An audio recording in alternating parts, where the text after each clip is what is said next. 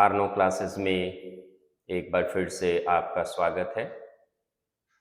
बच्चों, आप सभी जानते हैं, अभी कुछ ही दिन पहले हम लोगों ने बड़ी ही धूमधाम से और श्रद्धापूर्वक छठ पर्व को मनाया है।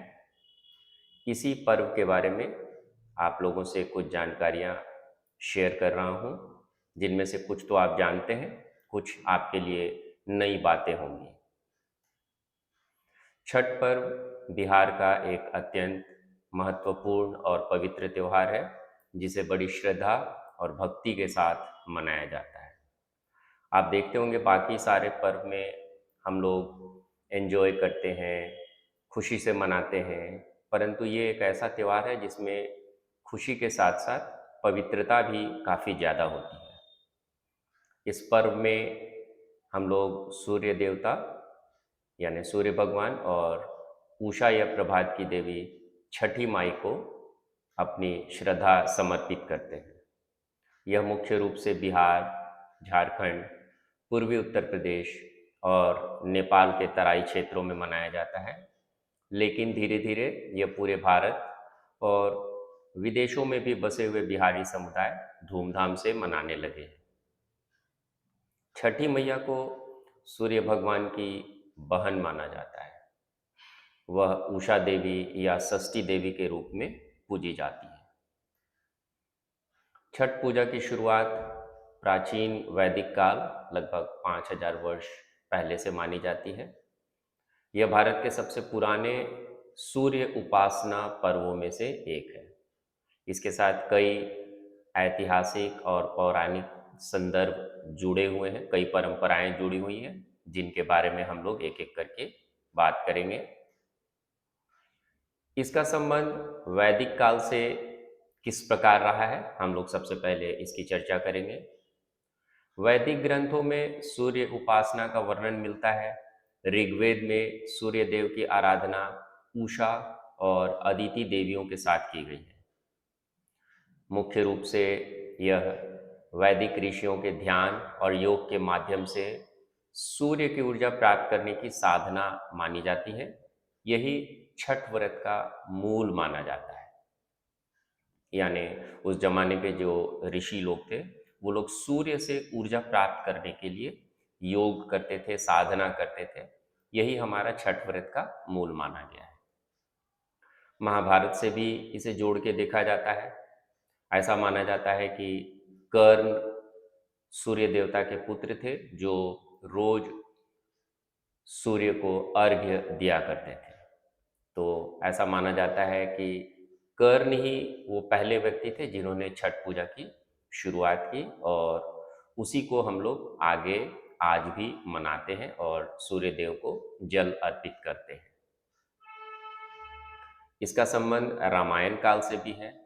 ऐसा माना जाता है कि जब भगवान राम और माता सीता अयोध्या लौटे और राम राज्य की स्थापना हुई, तब माता सीता ने कार्तिक शुक्ल षष्ठी तिथि को सूर्य देव की पूजा की थी, और उसी दिन से छठ व्रत की परंपरा प्रचलित हुई।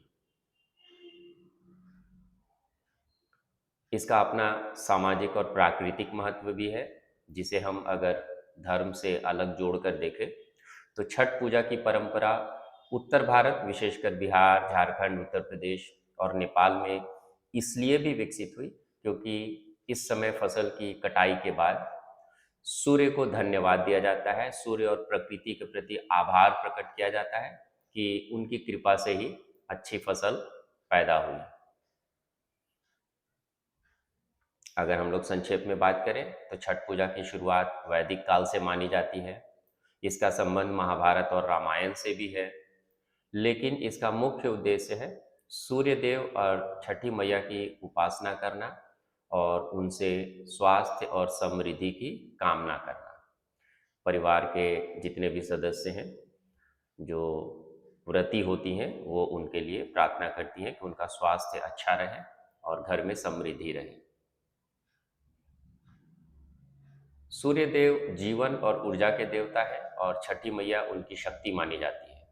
संतान, सुख, स्वास्थ्य और समृद्धि की देवी मानी जाती है। छठ पर्व में महिलाएं सूर्य देव और छठी मैया दोनों की पूजा करती हैं ताकि परिवार में सुख शांति भी रहे और बच्चों की लंबी आयु भी बनी रहे। इसलिए आप लोग देखते होंगे कि जब छठ मनाई जाती है तो बच्चों को आगे रखा जाता है।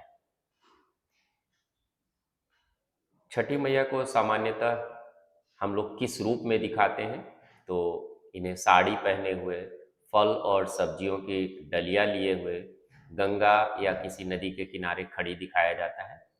वे शुद्धता, तपस्या और मातृत्व का प्रतीक मानी गई है। छठ पर्व का अपना महत्व है।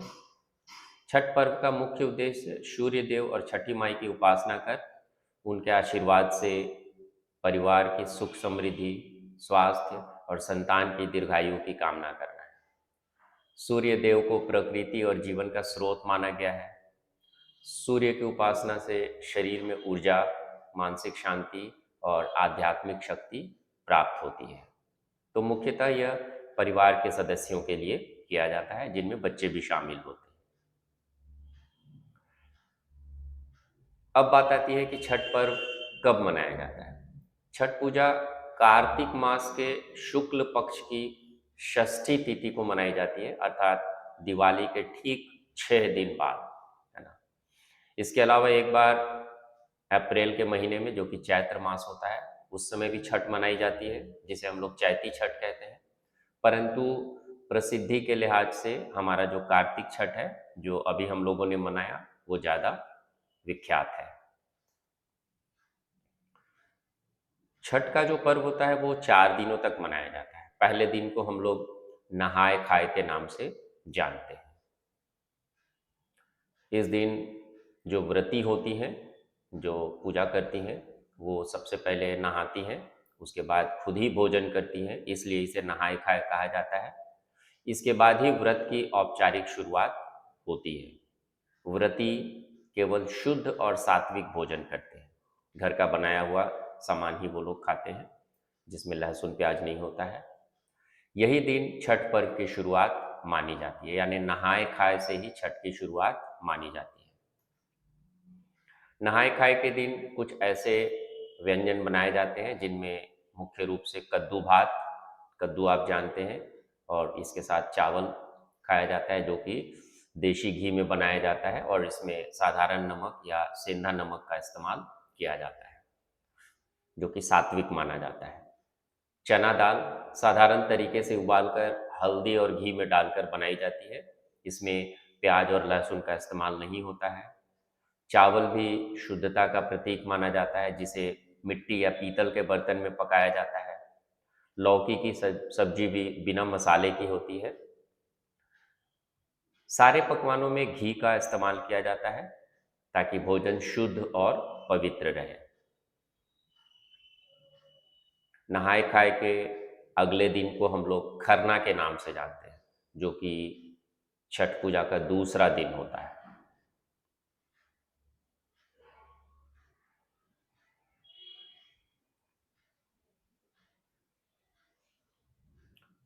खरना की खास बातें हैं। यह दिन बहुत महत्वपूर्ण और भावनात्मक माना जाता है, क्योंकि इसी दिन से निर्जला उपवास की शुरुआत होती है। व्रती के लिए काफ़ी कष्टदायक समय होता है। वो अपने परिवार और बच्चों के लिए पूजा करती हैं और पूरे दिन उपवास करती हैं। व्रती दिन भर बिना अन्न जल के रहते हैं, अर्थात अनाज तो नहीं खाना है, साथ में पानी भी नहीं पीना है। सूर्यास्त के बाद खरना का प्रसाद बनाकर पूजा करते हैं। शाम को व्रती स्नान करके सूर्य को अर्घ्य देते हैं, फिर खरना का प्रसाद बनाकर पूजा करते हैं। पूजा के बाद व्रती स्वयं यह प्रसाद खाते हैं और उसके बाद से अगले दिन उदयमान सूर्य तक उपवास शुरू हो जाता है, जो कि व्रतियों के लिए काफ़ी कष्टदायक होता है। यह दिन सबसे महत्वपूर्ण तैयारी का दिन होता है। व्रती पूरे दिन निर्जला उपवास रखते हैं और शाम को सूर्यास्त के बाद पूजा कर प्रसाद ग्रहण करते हैं। प्रसाद में गुड़ से बनी हुई खीर, जिसे रसियाव कहते हैं, रोटी, केले और कुछ लोग मूली वगैरह का इस्तेमाल भी करते हैं। इसके बाद जो व्रती होती हैं वो अगले 36 घंटे तक अनाज और जल बिल्कुल भी ग्रहण नहीं करते हैं, अर्थात पूर्ण उपवास करते हैं। अर्घ्य देना एक पवित्र और मुख्य प्रक्रिया मानी जाती है। इसमें व्रती डूबते हुए और उगते हुए दोनों सूर्य की उपासना करते हैं। दोनों को गंगा जल या साफ जल में दूध, फूल, दीप और फल के साथ अर्पण करते हैं, अर्थात सूर्य को अर्घ्य दिया जाता है, डूबते हुए सूर्य को भी और उगते हुए सूर्य को भी। खरना के दिन बनाए जाने वाले कुछ मुख्य व्यंजन, पहला है गुड़ की खीर, जिसे रसिया खीर के नाम से भी जाना जाता है। इसमें चावल, दूध और गुड़ का इस्तेमाल किया जाता है। चीनी बिल्कुल भी नहीं डाली जाती है, चीनी को सात्विक नहीं माना गया है। देशी घी का इस्तेमाल होता है और मिट्टी के बर्तन का इस्तेमाल ज़्यादातर लोग करते हैं। इसके अलावा रोटी, जो कि गेहूं के आटे की बनी होती है।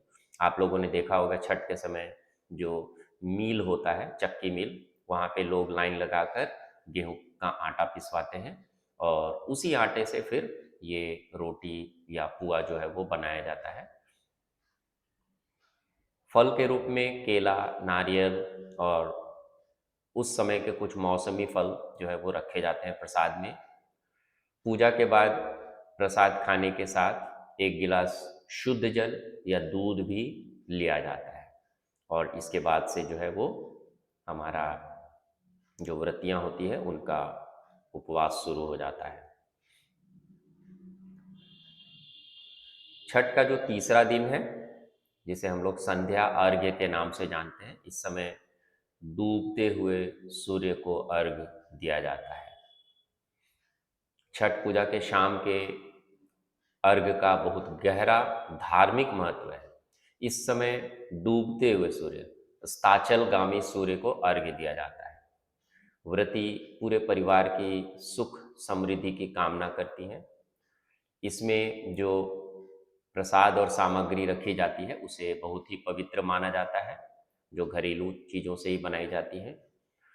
आप सब जानते हैं कि हम लोग सालों भर उगते हुए सूर्य को प्रणाम करते हैं या अर्घ्य देते हैं। छठ पर्व एक ऐसा पर्व है जिसमें हम डूबते हुए सूर्य को भी अर्घ्य देते हैं और ये काफ़ी पवित्र माना जाता है। शाम के अर्घ्य में रखी जाने वाली कुछ मुख्य चीज़ें हैं। दौरा, जिसे हम सूप बोलते हैं, और वो बांस की बनी हुई रहती है। इसी में सारा प्रसाद जो है वो सजाया रहता है। फल के रूप में केला, नारियल, अमरूद, सेब, नींबू, मौसमी, ये सारे फल ताजे होते हैं और बिना काटे हुए रखे जाते हैं। ठेकुआ, गुड़ की खीर, गन्ना, दीपक, पानी, दूध और जिसमें अर्घ्य दिया जाता है। जनरली हम लोग पीतल का लोटा या कटोरा का इस्तेमाल करते हैं। इसके अलावा सिंदूर, चावल, फूल, सुपारी, पान, केला का पत्ता का भी इस्तेमाल किया जाता है। ये सारी चीज़ें सूप में रखी जाती हैं और उसी में शाम का अर्घ्य जो है वो व्रती देती हैं और साथ में अपने परिवार और बच्चों के समृद्धि और स्वास्थ्य की कामना करती हैं।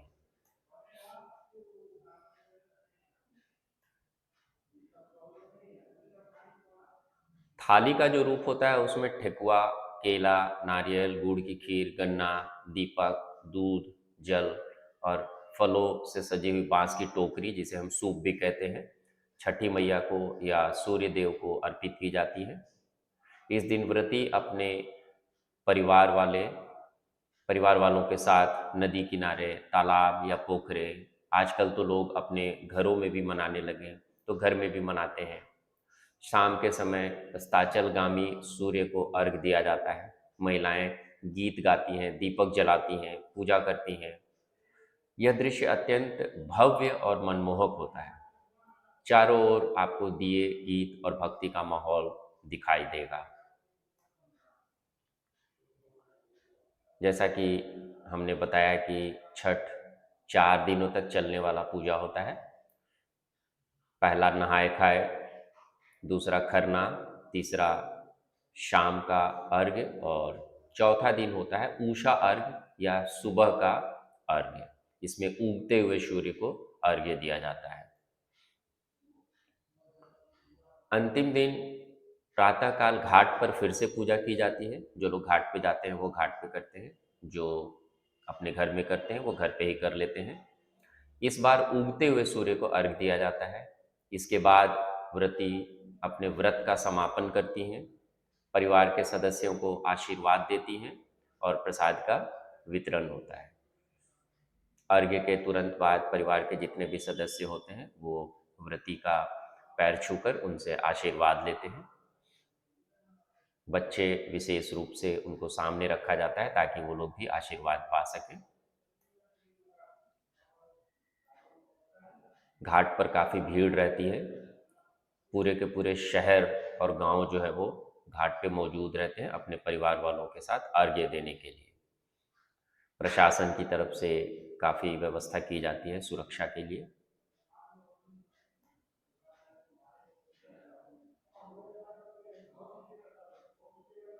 छठ पूजा में जो प्रसाद हम इस्तेमाल करते हैं वह काफ़ी पवित्र माना जाता है।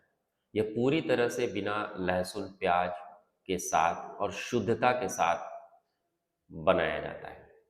मुख्य प्रसाद में ठेकुआ, जो कि गेहूं के आटे, गुड़ और घी से बनाई जाती है, केला, नारियल, गन्ना, सूप में सजाया हुआ अन्य फल, दीपक, कद्दू, चावल और मिठाई, ये सारी जो है वो प्रसाद के रूप में छठ में हम इस्तेमाल करते हैं।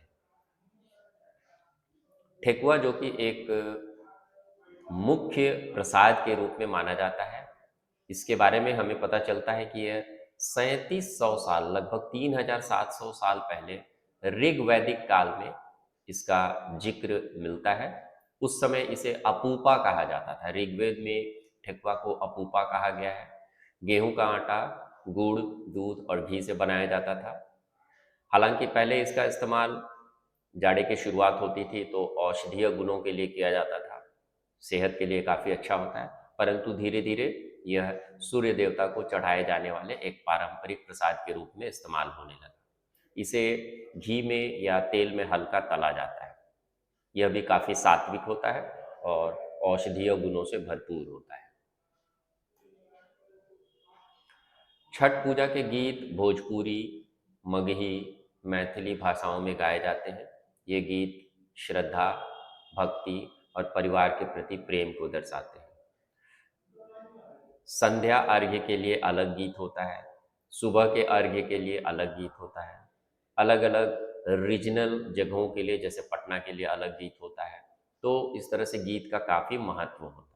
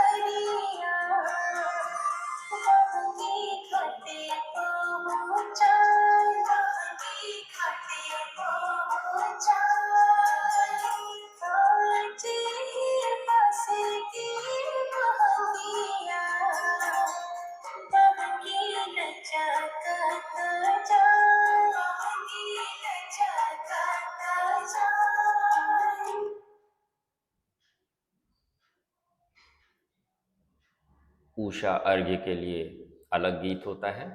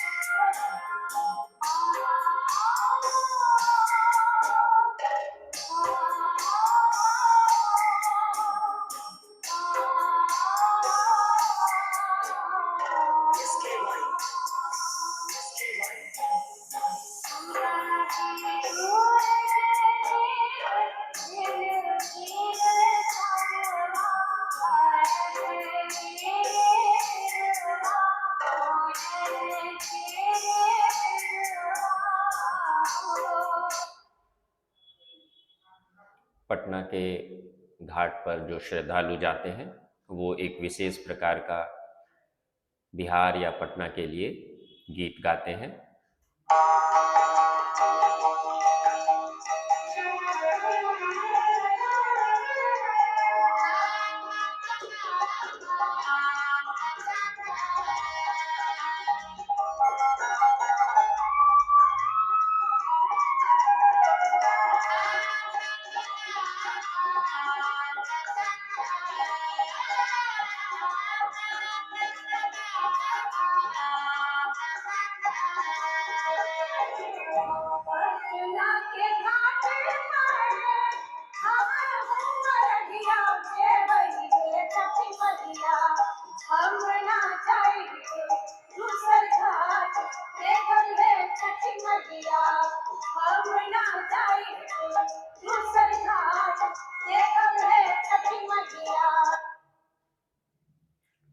छठ पूजा हमें यह संदेश देता है, हमें यह सिखाता है कि प्रकृति की पूजा और सम्मान करना जरूरी है। सूर्य देवता ही जीवन के मूल स्रोत हैं। इस पृथ्वी पर जो जीवन है उसका मूल स्रोत सूर्य देवता है। उन्हीं की ऊर्जा से यहाँ जीवन संभव है। पवित्रता, संयम और अनुशासन से आत्मिक शक्ति मिलती है। बच्चों को विशेष ध्यान रखना चाहिए इस बात का।